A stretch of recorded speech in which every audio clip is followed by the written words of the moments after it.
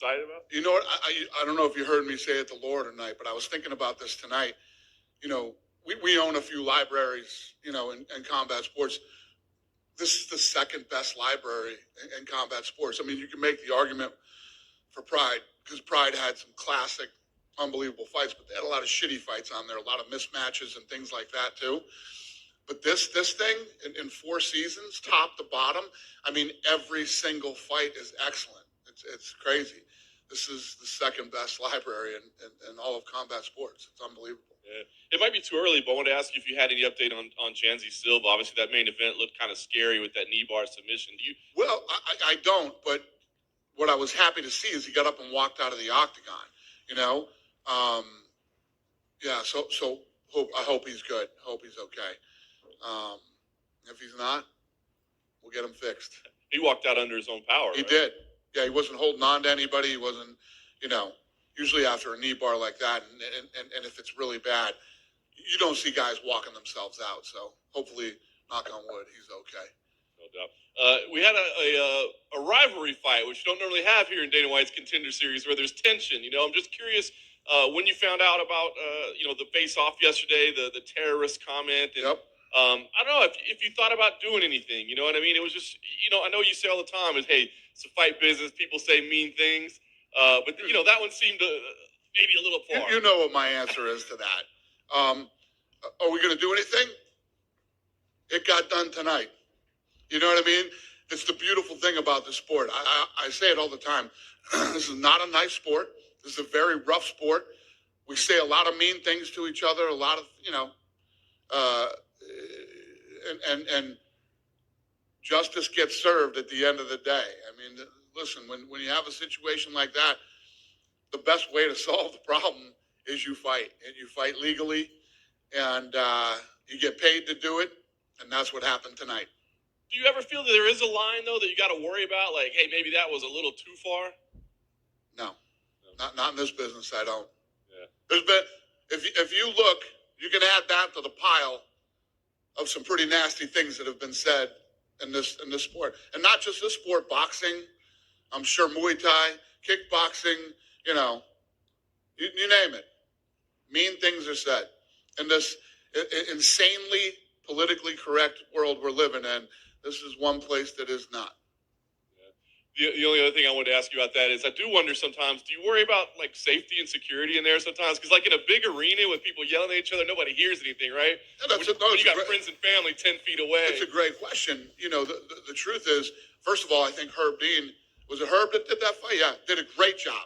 At the end of every round, he was right in there to make sure there was no extra punches or any of that thrown. And then, obviously, our security here is very aware of what the situation is, and we make sure cornermen and backstage and all that stuff. When you come to compete here, we make sure that everything is as safe as possible, no matter what's said. And I can point out, too, if you noticed at the end of the fight, the beginning of the fight, these guys were both hostile. At the end of the fight, they shook hands and hugged. When you go in and you do, Basharat even gave him credit at the end of the fight and said he's a tough guy. He's a very tough guy. I was trying to finish him the whole fight. There's a certain respect, a level of respect that is created when you go in and do what those two did tonight. It's the beautiful thing about this sport. It didn't go well for them all tonight, but you had 3 Chinese fighters, right, coming from the Shanghai Performance Institute. So I'm just curious kind of, what that means when you see a handful of fighters. I mean, it's got to feel like progress is being made. I mean, again, they didn't get the results, but it seems like the sport's developing quickly. 100%. And if you look at the fights and how competitive the fights were, it's a good thing, man. And we're I don't have the information for you guys yet, so I probably shouldn't even say it, but here I go. We got a spot in Mexico City now, so we're going to be breaking ground and starting to build that place here really, really, really soon. So I'm excited about that too. Do you have a target date for when that would be operational? I don't, but I do. Let me get that information. Like I said, I open my big yap right now and don't have all the information, so I'll get it to you as soon as I can. Nice.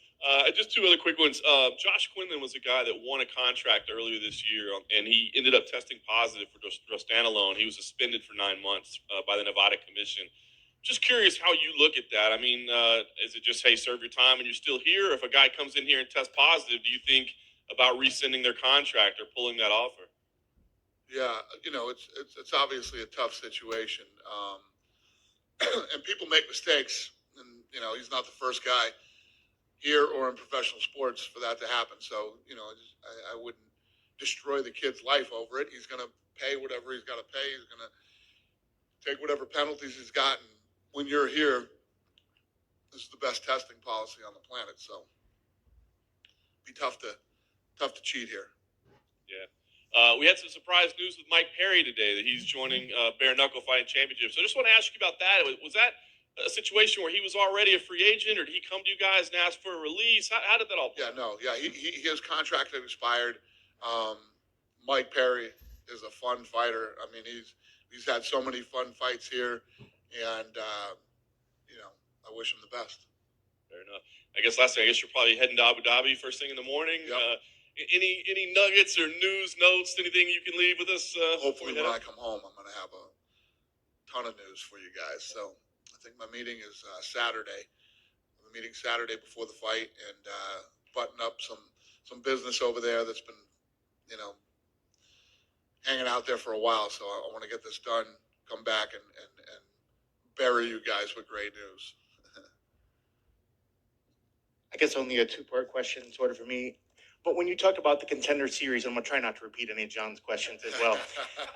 Any of the you talked about you said that the Contender Series, the library, you think it was the second best, but you've also shown love for the Ultimate Fighter. It's always been a baby of yours. Has the Contender Series sort of overtaking that for you as to being which is closer to your heart out of those two? Two totally different shows. I mean, you can't compare the two, and you definitely can't compare the libraries, because when you look at the Contender Series and what it's meant to be, the Contender Series is the best unsigned guys in the world fighting each other to see who gets a contract one night, whatever. The Ultimate Fighter is more of a developmental show. I mean, when you go into the Ultimate Fighter, you come out of that place a better fighter. It's a completely different show, and obviously the Ultimate Fighter will always be, number one to me. It's the thing that made us, and we've done so many seasons of it. But the Contender Series, I mean, this library, when we do these knockout and submission videos, the greatest knockouts and all that stuff, I think every fight in season one was a knockout. I mean, you could do the whole first season a knockouts show on that. And when you think of all the different ways to chop up the content, it's the second best library in all of combat sports.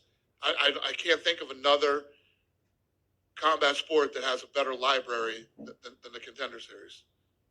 And to kind of piggyback that, the Ultimate Fighter, we saw people go on eventually be Hall of Famers. When you look at the people that are starting to come out of Contender Series, it's still new enough that we haven't had any champs. Yep. But going in the future, if you have to look forward, do you think eventually we'll have more champs and Hall of Famers coming out of the Contender Series than possibly coming out of the Ultimate Fighter? I do think that. Yeah, I do. I think that you'll find more world champions coming out of the Contender. Yeah. I think so. Thank you. Yep. Dana, thanks for another great night.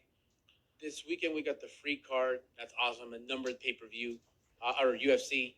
But how big is the Madison Square Garden event trending? How many people are hitting you up for tickets? What's it looking like? There are no tickets. We're sold out. The event's sold out. I have no tickets. My block of tickets are gone too. Yes, the Madison Square Garden card is massive. Obviously, incredible fights on that card too. I'm looking forward to the main event. I thought that Usman and Colby Covington is one of the best fights that I've ever seen. The first fight. I'm highly anticipating the second fight. Sounds good. Thank you, sir. Thank you. And yes, for those of you that don't know, this card is free. It is not pay-per-view. People can say it's not free. It's on ESPN Plus. It's free. ESPN Plus is $5 a month. Okay, you got to pay for cable, or you got to pay for something.